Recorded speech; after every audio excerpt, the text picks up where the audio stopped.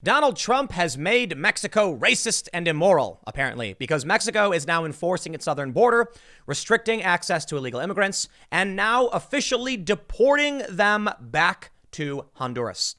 When Donald Trump started enacting these policies, they said, the wall is immoral and, Trump is racist and what he's doing is wrong. Even though these policies were being enacted under Obama, nobody seemed to bat an eye. Then as soon as Trump inherits the problem, it's Trump's fault. I find it quite hilarious. Not that I'm excusing everything the Trump administration has done, because they have absolutely made it much more difficult to apply for asylum and seek immigration status in the U.S. Immigration is down, according to, I think, the New York Times, around 70%. Trump's getting what he wants. The fact is, though, Obama was called the deporter in chief. The more important fact is this story here. Mexico begins flying and busing migrants back to Honduras. I'm sorry. If Mexico is enforcing its southern border in much the same way Donald Trump wants to enforce the U.S. border, is Mexico now acting immorally? It's actually a really brilliant plan. I got to hand it to Donald Trump. Trump supporters probably rejoice everywhere as they recount the meme that Mexico is the wall. If Mexico stops migrants at its southern border and deports them back to Central and South America, the U.S. will not have to worry about it. That, to me, is actually a really, clever thing that was part of Trump's policy proposal, was that he went to Mexico, Guatemala, Honduras, El Salvador, and said, here's what I want you to do, alleviating the problem at its source. And I will say this, too. The U.S. provides a lot of aid to these countries. We need to figure out how to improve their countries. What really bothers me about the whole, pro-open borders people is, listen, man, if there are serious gang problems in Guatemala, don't you want to help Guatemala? Why is your answer, let the gangs run free and then have the people flee thousands of miles through dangerous deserts and they lose their lives? What really bothers me about this, remember that dad and a daughter who didn't make it? That horrifying photo showing them face down? I'm like, you realize it's because they embarked on this extremely dangerous journey. There's literally nothing we can do to stop that. You understand this, right? It blows my mind. Listen, even if we let them in the border, they're still going on dangerous journeys through the wilderness and the desert, and they're not going to make it. If you want to save their lives, we need to figure out how to improve their home countries. It's not about telling them we don't want them here. It's not about saying I refuse to help. It's about literally saying, how can we help the most? Man, it's so annoying. When that photo came out, I'm like, dude, you realize these people go on these journeys regardless of whether or not they make it through the border at all, right? So the question is what? If they cross into the 90 square miles of desert in New Mexico, we're supposed to just be like, okay, let them do their thing. More people would lose their lives. Well, anyway, the actual story here, let me read it, otherwise get angry about the hypocrisy. The bigger issue here is Mexico is now actively taking a harsher stance. And there's another story I covered a few weeks ago. The Trump administration will begin deporting asylum seekers from Mexico to Guatemala. I love how BuzzFeed frames the story, asylum seekers. Okay. Do you mean to say the U.S. is going to deport people who are not granted asylum? They're going to deport them back to their countries? Actually, no, I'm sorry. I'm wrong. This story is actually really interesting because the argument is if you are from Mexico and you need asylum, Trump's administration is basically saying Guatemala should be safe for you. We'll send you there. Interesting argument. What's your argument against that? If they need to go to a safe country, what's wrong with Guatemala? Now, ultimately, here's what I think, and we'll read this story. I think if we're sending aid to these countries, we need to make sure the aid is being put to good use. We need to figure out how to improve the conditions of those countries and help them become prosperous and successful and weed out the violence that's causing people to flee. Not just be like, you know what, man? You think about what the argument from the left is. It's basically, we'll let you in if you can survive the 3,000-mile journey, like it's some game show or something. No. You should stay in your country. And we should be working with your government to fix those problems to make you safe. The problem is we've tried, it hasn't worked. But the solution is certainly not, go on, make that 3,000-mile journey through the wilderness and see if you make it. You'll win a grand stay in America. No, thank you. They say, hundreds of Central American migrants who waited to cross a river into Mexico in hopes of eventually reaching the U.S. were sent back to their homeland or retreated across the border Tuesday after Mexican troops blocked their way. Fewer than 100 remained in the no man's land along the river between Guatemala and Mexico. The caravan of thousands had set out from Honduras last week in hopes Mexico would grant them passage, posing a fresh test for President Donald Trump's effort to reduce the flow of migrants arriving at the U.S. border by pressuring other governments to stop them. I will point this out.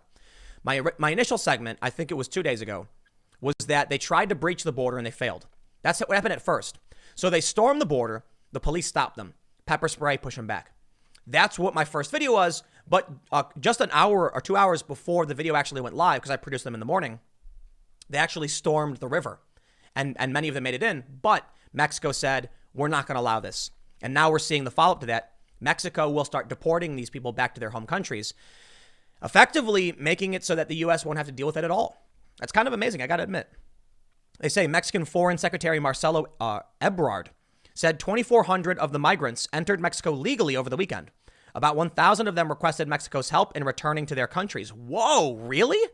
The rest were being held in immigration centers while they start legal processes that would allow them to seek refuge in Mexico or obtain temporary work permits that would confine them to southern Mexico. An additional 1,000 had tried to enter illegally Monday, he said, and hundreds of them were apparently detained by Mexican National Guardsmen and immigration agents. Immigration officials estimated Monday night that 500 had evaded capture by security forces. So, hey, it's not perfect. Ebrard said Mexico already has begun deporting some back to Honduras, putting 110 on a flight to San Pedro Sula and sending 144 back by bus. Honduran Deputy Foreign Minister Nelly Yerez said Mexico expected to deport 500 Hondurans a day on buses from Wednesday through Friday. Most of the hundreds stranded in the no man's land on the Mexican side of the river returned to Guatemala overnight in search of water, food, and a place to sleep. Mexican authorities distributed no water or food to those who entered illegally in what appeared to be an attempt by the government to wear out the migrants. They say Alejandro Rendon, head of Mexico's Federal Social Welfare Department, said his colleagues were distributing water to those who turned themselves in or were caught by immigration agents, but were not doing the same along the river because it was not safe for workers to do so. It isn't prudent to come here because we can't put the safety of the colleagues at risk. Mexico President Andrés Manuel López Obrador said Tuesday that the government is trying to protect the migrants from harm by preventing them from traveling illegally through the country. He said they need to respect Mexican laws. Quote, if we don't take care of them, if we don't know who they are, if we don't have a register, they pass and get to the north and the criminal gangs grab them and assault them because that's how it was before. They disappeared them. Heavens. It sounds like Mexico is saying something similar to what Donald Trump has said about the dangers of these journeys and the threats of not coming in legally. I don't know what the argument's going to be, but if you got one left, I'd love for the left to argue why Mexico is immoral or racist for stopping these people from going on extremely dangerous journeys where they'll be abused, exploited, and possibly lose their lives. Now, I know the argument is, but back home, it's even more dangerous. I'm going to have to argue against that under one simple fact that PBS is reporting they requested to go home. If your choice was uncertainty in the wilderness or go home and you choose to go home, I'd have to imagine going home is a safer bet than uncertainty in the wilderness, right?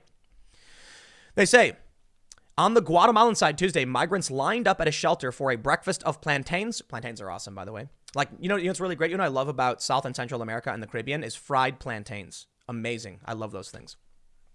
Beans and coffee. Some asked for dry clothing to replace what was soaked or lost in their dash into Mexico. Others passed the time playing soccer and cards besides the river as they tried to figure out what to do next. Darlin Rene Romero, 25, and his wife were among the few who spent the night pinned between the river and the Mexican authorities. Rumors had circulated through the night that anything could happen, that being there was very dangerous, Romero said. But the couple from Copan, Honduras, spread a blanket on the ground and passed the night 20 yards in the line of National Guard troops forming a wall with their riot shields. They remained confident that Mexico would allow them to pass through and were trying to make it to the northern Mexican city of Monterrey, where his sister lives. They said a return home to the impoverished and gang-plagued Honduras, where most of the migrants are from, was unthinkable. We are in no man's land, said Alan Mejia, whose 2-year-old son was cradled in his arms, clad only in a diaper, and his wife, Ingrid Vanessa Portillo, and their other son, 12, gazed at the riverbank Monday night. Mejia joined in 5 previous migrant caravans, but never made it farther than the Mexican border city of Tijuana. They are planning how to clear us out. And here we are without water or food, said a desperate Portillo. There is no more hope for going forward. You know what, man? A lot of people might sympathize with this guy and say, you know, he's got his 2-year-old kid with him. I am shocked that this man would bring his 2-year-old with him on such a dangerous journey. I don't know, man. Look, I understand that it's dangerous where he comes from. And if the only choice is to flee, then so be it. But did you see what it said about how he tried several times? What does it say? That he never made it further than the Mexican border. Let's see. We're no man's land. 12 gays. He joined in 5 previous caravans. 5 caravans. He goes back every time. It doesn't seem like it's that bad. Or maybe it's so bad he's leaving. I don't know. I'll tell you what. I'm worried about these kids. I'm worried about the conditions in his home country. What would cause someone to take such a dangerous trek, risking the lives of their 2 and 12-year-old? I honestly don't know, but I know how bad it is in Honduras. I think the solution is not to encourage these people to take 5 different journeys through the wilderness, but to fix the problems at home, make their lives better where they live. I don't understand how the left could argue against that. Like, you know what I mean? But I'll leave it there, I guess. We'll keep this one short. Stick it around. Next segment's coming up in a few minutes, and I will see you all shortly.